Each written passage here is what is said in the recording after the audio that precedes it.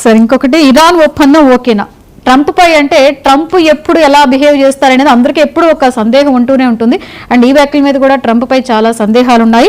And global మొత్తం దృశ్యం కూడా మారిపోయినట్లుగా అందరూ భావిస్తున్నారు. సార్ వాస్తవంగా ఈరోజు టైమ్స్ ఆఫ్ ఇండియా ఎడిట్ పేజీలో చాలా కీలకమైన కామెంట్ చేసింది. ట్రంప్ రెండోసారి అధ్యక్షుడు అయ్యాక, అంతకు ముందు రెండోసారి అయ్యాక మరింత ఎక్కువగా ఆయన ఏదైతే మాట్లాడితే ప్రపంచం ఒకసారి కంపించిపోయేది. ఏం జరుగుతుందో, నేను టారిఫ్లు వేస్తాను, నేను రానివ్వను, అడ్డుకుంటాను, పంపించేస్తాను, ఆంక్షలు పెడతాను, ఇవన్నీ అంటే చాలా అయ్యేవాళ్ళు. కానీ ఆయన నిర్వాకాల వల్ల, ఆయన బాధ్యత రాహిత్యం వల్ల, ఆయన దుస్సాహసాల వల్ల ఆయన పరిస్థితి పూర్తిగా మారిపోయింది. ఇప్పుడు ఎవడు ట్రంప్ ఏదో బెదిరిస్తే భయపడేవాడు ఎవడు లేడు ఇప్పుడు. అసలు ట్రంప్ మాటలకి ఎంత విలువ ఇవ్వాలి? ఆయన ట్రూత్లో చెప్తాడు, ఆయన తన సైట్లో పెడతాడు, ఫాక్స్ న్యూస్తో మాత్రమే మాట్లాడతాడు, అక్కడ విచ్చలవిడిగా విశృంఖలమైన బెదిరింపులు చేస్తారు. ఇరాక్ విషయమే తీసుకుంటే స్విట్జర్లాండ్లో చర్చలకు వెళ్ళిన తర్వాత కూడా అక్కడ చర్చలకు వాళ్ళు కూర్చుంటుండగానే ట్రంప్ ఇరాక్ కనుక లెబనాన్లో తోకాడిస్తే నేను మళ్ళీ బాంబులు వేస్తానని ఒక ప్రకటన ఇచ్చాడు. మమ్మల్ని ఇక్కడ కూర్చోబెట్టి నువ్వు ఇలా చెప్తావా అని ఇరాక్ ప్రతినిధి వర్గం చర్చల నుంచి వెళ్ళిపోయింది. అవును సార్. వెళ్ళిపోయిన తర్వాత మధ్యవర్తుల ద్వారా ఏదో కథ అనిపించారు. ఇప్పుడు రెండు దేశాలు కూడా ఒకే ఫ్రేమ్ వర్క్, ఒప్పందం కూడా కాదండి, ఒక 60 రోజుల కాల్పుల విరమణకు సంబంధించిన ఫ్రేమ్ వర్క్ వరకు కుదిరింది అని ఒక మాట చెప్తున్నారు. కానీ ట్రంప్ ఇలా ఉంటే ఏం జరుగుతుంది? ఆయన నిజంగా దీనికి కట్టుబడతారా, దీనికి లోబడి ఉంటారా అనే సందేహాలు మటుకు ప్రపంచానికి, ఈవెన్ వాళ్ళ కంట్రీ వాళ్ళకి కూడా ఇది డౌటే సార్. నిజంగా ఇదంతా ఈ మాట మీద నిలబడతారా అని చెప్పి వాళ్ళు కూడా ఎప్పుడు అనుమానిస్తూనే ఉంటారు. వాళ్ళకి చాలా ఎక్కువగా సందేహాలు ఉన్నాయి. అసలు ట్రంప్ ఎప్పుడు అమెరికన్ ఓటర్స్ ను, అమెరికన్ ఆడియన్స్ ను దృష్టిలో పెట్టుకొని ఇవన్నీ మాట్లాడుతుంటారు. వాళ్ళకి చాలా, మనవాడు చాలా బాగా చేశాడు, వాళ్ళకి ఏం చెప్పాడు ఆయన, మనం అనవసరంగా ప్రపంచంలో చాలా చోట్ల యుద్ధాలు పెట్టాము, యుద్ధాల వల్ల మనం చాలా నష్టపోయాము, ఎవరెవరినో కాపాడడానికి మనం ఎందుకు ఖర్చు పెట్టాలి, ఇవన్నీ చెప్పాడు. వాళ్ళేమో మన కోసం పెట్టలా, మన మీద పెత్తనం చేయడానికి, మన వనరులు తీసుకోవడానికే పెట్టాడు. ఆయన అలా చెప్పాడు. కానీ జరిగిందేంటి అంటే తీరా చూస్తే ప్రతి చోట ఈయన యుద్ధాలు పెడుతున్నాడు. అవును. కాబట్టి ఇప్పుడు అమెరికన్స్లో కూడా ఆ విషయంలో ఒక తీవ్రమైనటువంటి నిరసన వచ్చిన పరిస్థితి ఉంది. అంతా అయిన తర్వాత భారతదేశానికి, పాకిస్తాన్కు, భారతదేశానికి, చైనాకు మధ్యలో కూడా, చైనా ఇండియా ఉదాహరణకు నిన్న అజిత్ దోవల్ అలాగే చైనా మంత్రి వీళ్ళు మాట్లాడి నార్మలైజేషన్ వైపు మనం వెళ్దాం నెమ్మది, కానీ వాళ్ళు ఒక ప్రకటన చేశారు. ఇది అధికారికం, ఇవన్నీ అధ్యయనాలేం కాదు, అధికారికంగానే. కానీ ఈయనేంటి, ఎంతసేపు మీరు చైనా ఇండియా ఎప్పుడు పోటాడుకుంటూ ఉండాలి, మధ్యలో నేను ఉండాలి, ఇండియా పాకిస్తాన్ ఎప్పుడు ఇండియాకి ఇబ్బందులు పెడుతూ ఉండాలి, పాకిస్తాన్తో ఉండాలి, లేకపోతే ఇప్పుడు ఏరి కోరి ఇక్కడ హౌడీ మోడీ అని అనుకుంటూనే అక్కడ అమెరికా ఉపాధ్యక్షుడు జేడీ వ్యాన్స్, అసీం మునీర్ నాకు అతి ప్రియమైన వ్యక్తి, మా ఆవిడ తర్వాత ఆయనే, 2 పేర్లు చెప్పమంటే ఉషా, అసీం మునీర్ అని 2 పేర్లు చెప్పారు. మనం ఏం చెప్తామని ఇంతకంటే బాహటంగా, ఇంతకంటే దారుణంగా. మీరు తాజా సమాచారం ఈరోజు మీరు పత్రికలు కనుక చూస్తే భారతదేశం ఏదో అంతా అయిపోయింది అనుకుంటుంది, కానీ ఇండియా మీద టారిఫ్లు వేయడానికి నా దగ్గర వేరే మార్గాలు చాలా ఉన్నాయని ట్రంప్ అడ్మినిస్ట్రేషన్ సూచనలు వదులుతూ ఉంది. ఇంకేదైనా కిటుకు క్రియేట్ చేయాలి. ఒకవైపునేమో మేము very near to A treaty, comprehensive treaty on ఈ ఫైనాన్షియల్ డీల్స్ అని ఒకవైపున ట్రేడ్ డీల్ అని చెప్పుకుంటూ, రెండో వైపున వేరే మార్గాల్లో మేము టారిఫ్స్ వేస్తామని చెప్తున్నారు. ఒకవైపునేమో హార్మోజన్ మేము పూర్తిగా ఓపెన్ చేస్తాము, చమురు తీసుకోవడం మీద ఆంక్షలు తొలగిస్తామని చెప్తూనే, రెండో వైపున ట్రంప్కు ప్రాణమిత్రుడిగా లేదా ఆప్తుడిగా ఉన్న ఇజ్రాయెల్ ప్రధాని నెతాన్యాహు మటుకు మేము కట్టుబడలేదు, ఈ ఒప్పందానికి మాకు సంబంధం లేదు, పైగా ట్రంప్ మాటల మీద మాకేం నమ్మకం లేదు అని నెతాన్యాహు చెప్తున్నాడు. నెతాన్యాహునేమో ట్రంప్ తిడుతున్నాడు.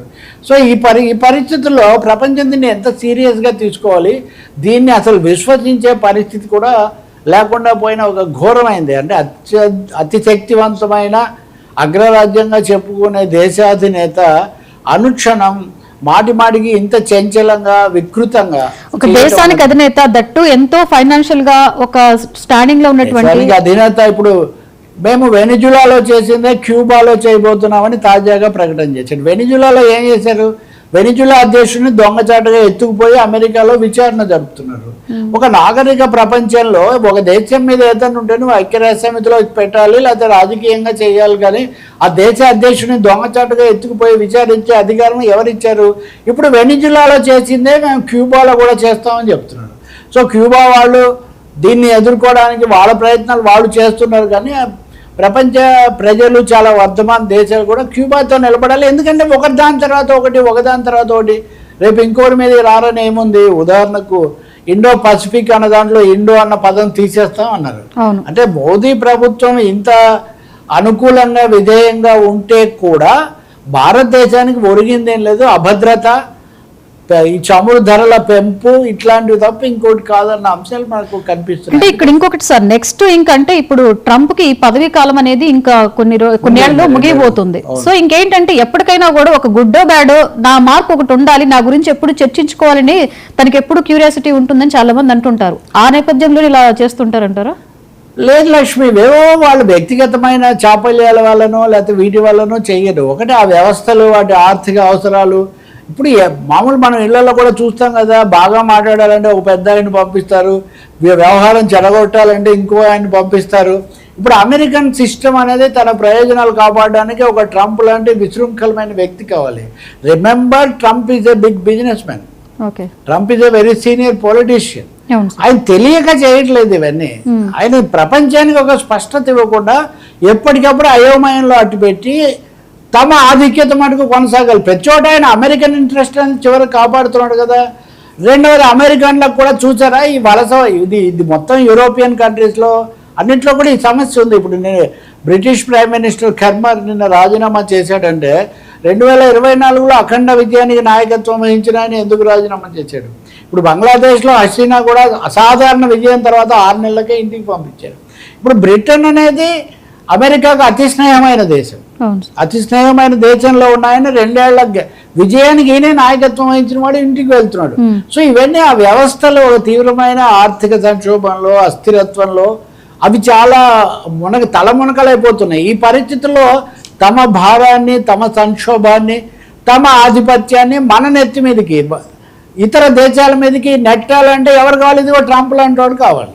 ట్రంప్ లాంటి వాడు ఆ ప్రయోజనం బాగా నెరవేరుస్తాడు. పైగా ఆయన ఇంకా రెండోసారి రాడు కూడా, ఎందుకంటే ఇదే సెకండ్ కాబట్టి, ఇదే లాస్ట్ టైం కాబట్టి.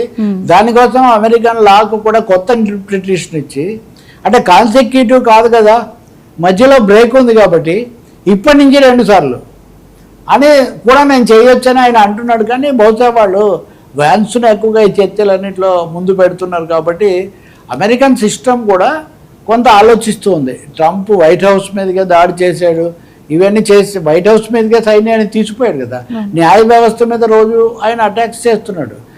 అలాగే నాటో, అమెరికా నిలబెట్టుకున్న నాటో నుంచి కూడా ఆయన దూరం అయిపోయాడు. ఒకటిగా చెప్పాలంటే ఇంట బయట. నిన్ననే మీరు గమనిస్తే కనుక చైనా వాళ్ళు ఒక 10 అమెరికన్ కంపెనీల మీద ఆంక్షలు ప్రకటించారు. సో ఇవన్నీ ఇంటర్నేషనల్గా కూడా అమెరికాకి చాలా సమస్యలు తెచ్చిపెడుతున్నాడు. అది కానీ ఆయన అధ్యక్ష పదవీ కాలం అయిపోయే వరకు ఏం చేయలేరు. ఎందుకంటే American president is so powerful. Who ever rules America, America should rule the world అనేది వాళ్ళ ప్రిన్సిపల్. దీన్ని అయితే కాపాడుకుంటారు. మిగిలిన ప్రపంచమే దాన్ని చూసుకోవాలి. Sir right, thank you sir.